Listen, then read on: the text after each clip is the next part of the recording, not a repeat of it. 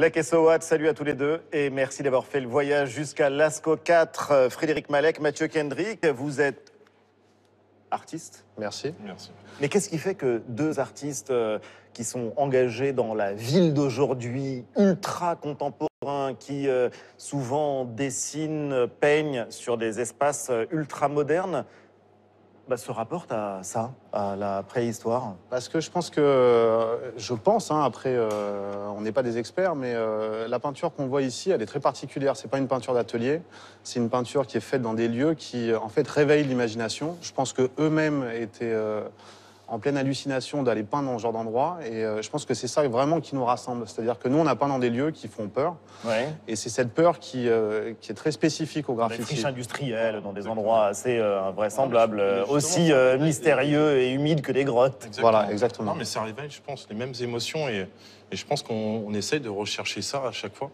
Alors j'ai une question pour vous. Oui, après moi je vais faire le réac de service, allez-y. Ouais. Y a-t-il quelque chose que vous auriez pu apprendre à ces gars-là? C'est marrant, j'aurais posé la question exactement inverse. Mais moi, je me suis demandé, mais pourquoi ils se sont pas dessinés eux-mêmes? Pourquoi à aucun moment on voit... Et vous?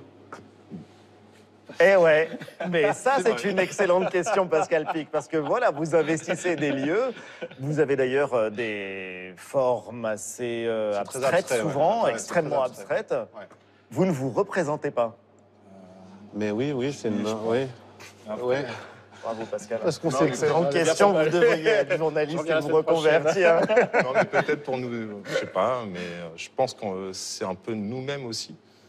Donc, c'est des émotions qui sont passées par des formes, qui transitent par des formes, et c'est ça qui... Oui, c'est-à-dire qui que nous ces représente. formes abstraites, c'est vous. Pas besoin Exactement. de vous figurer sur les En tout murs cas, c'est que ce que vous Lek investissez. pense. Moi, je suis pas tout à fait Pas d'accord complètement avec lui, convaincu? mais Pourquoi? oui, c'est ce qu'il pense. Parce que, je sais pas, peut-être que je mets moins de moi-même dans les formes que moi je peins, j'en sais rien. Mais moi, pour vous répondre frontalement, parce que moi je sais pas le faire en fait, moi je ne sais pas dessiner un animal comme eux le font. Donc peut-être que si je savais dessiner des animaux Comme les hommes de ça, Lascaux le font? ouais, ou Il comme ne le dessine Picasso, pas, il le ou- représente. C'est ou pas le pareil. Il représente. le dessine pas. C'est pas... Mais par contre, nous étions ensemble tout à l'heure. Vous m'avez interpellé en disant, mais c'est quoi cette ligne de points? Comment ils l'ont fait? Ouais. Est-ce que, peut-être pas immédiatement, mais vous avez le sentiment qu'après avoir bien observé ce facsimilé, qui est quand même, franchement... reproduction à l'identique, oui. C'est vraiment à l'identique, c'est pas grave, c'est un facsimilé, l'œuvre est là. Est-ce que vous pensez qu'à un moment ou à un autre, ça va comme ça s'insinuer dans votre pratique, dans vos... C'est déjà insinué en fait. Nous, ce qui Ouais. nous a le plus scotché, c'est il y a des lignes là sur en fait les grandes figures qui sont peintes. C'est quelque chose qu'on a appris ici, mais qui sont peintes en soufflant en fait. Moi, je pensais que souffler de la peinture, je pensais que c'était que pour les négatifs de main. Et je savais pas qu'ils avaient. Je pensais que tout ça c'était fait au pinceau ou avec autre chose. Et donc là, ce qu'on a découvert ici, c'est qu'il y a certaines des lignes qui sont peintes en soufflant, en projetant de la peinture. Et alors là, pour le coup, on est dans le cliché. Si on fait un parallèle entre le graffiti, la peinture aérosol, la peinture soufflée, c'est exactement la même chose. Il y a des lignes qui ressemblent, il y a des traits qui ressemblent Enfin, aux nôtres. ça demande un peu plus d'énergie que...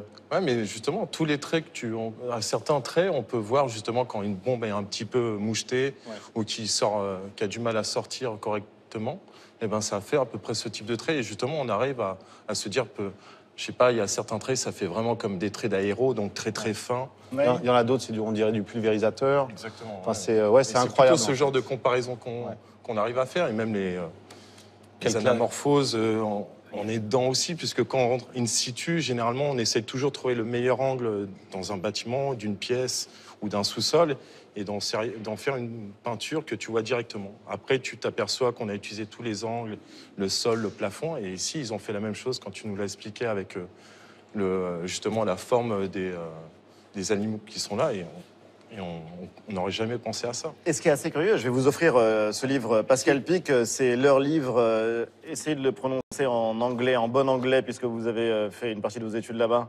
aux États-Unis. Doesn't exist anymore.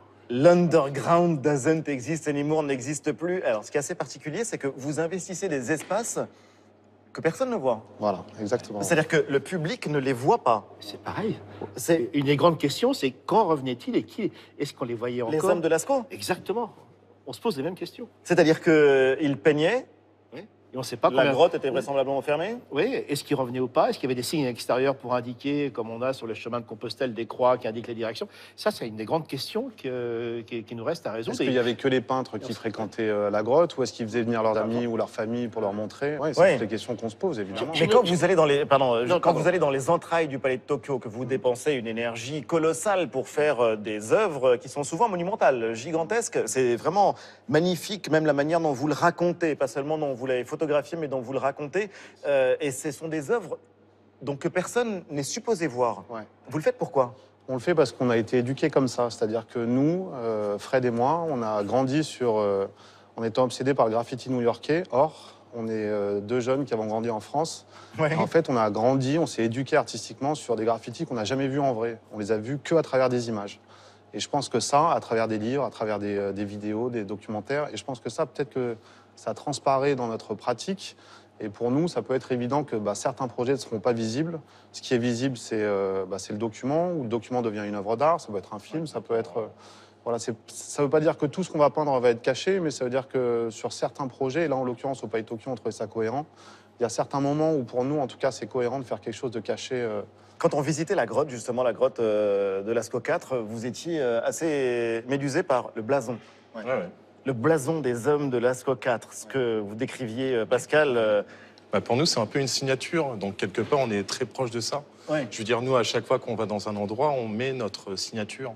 Tu vois, elle a une importance. Tu vois, des fois, c'est pas forcément une signature où tu reconnais notre patte, mais c'est vraiment le style, le genre de C'est quoi? peinture. C'est un sentiment d'appropriation du lieu? Non, c'est une sorte de possession, mais simplement dire qu'on est passé là de cette manière-là. Et J'étais ici. ouais, j'étais ici le truc premier. du graffiti. Mais, Ouais, j'étais mais ici. c'est de la même. J'imagine. J'étais ici et regarde ce que j'y ai laissé. Ouais. Ah, exactement. Ouais, exactement. Et justement, c'est vraiment un. Puis il y a le fait que ça soit géométrique aussi, parce que on parle de Lascaux et tu vois des images de Lascaux et c'est du figuratif, c'est des animaux. Et moi, en tout cas, je parle pour tous les deux. Hein, le premier rectangle qu'on a vu dans la grotte, Oui. On s'y est attendait. tombé. Là, pour le coup, moi, j'ai un peu C'était halluciné. trop On parfait s'y pour attendait le pas. voir Quoi. de cette manière-là. Parce que tout est courbe, tout est délicat comme ça, et puis tout d'un coup, on a un rectangle. Non, mais nous, on a envie de croire que, même s'il n'y a pas de similitude, en tout cas, il y a une résonance Ouais, voilà. et il y a quelque chose qui se poursuit.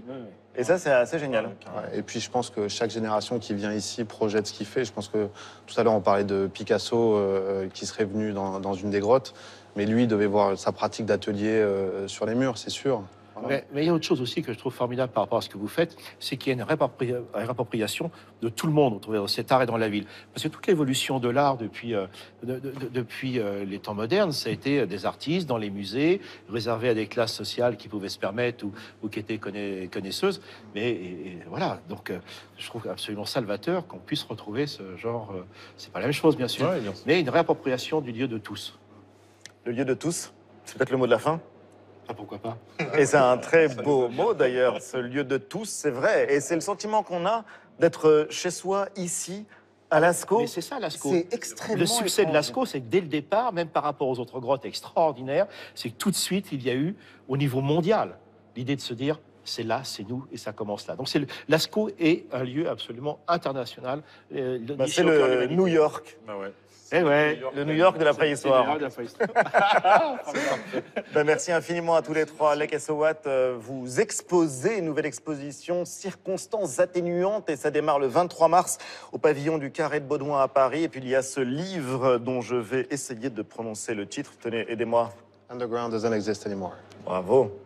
Ça n'existe plus? Non. Non, la preuve, c'est là. Et Pascal Pic, Premiers hommes, c'est un livre absolument passionnant. Et il y a Premier homme, qui est pour le coup expliqué aux enfants avec un film à venir. Merci vraiment d'avoir fait le voyage. Merci à tous les trois. Drôle d'endroit pour une rencontre, c'est terminé. Les bonus, les replays sur les réseaux sociaux et sur le site de France 3, évidemment, france3.fr. Je vous retrouve dans 15 jours, le 24 mars. Très, très belle soirée. Au revoir.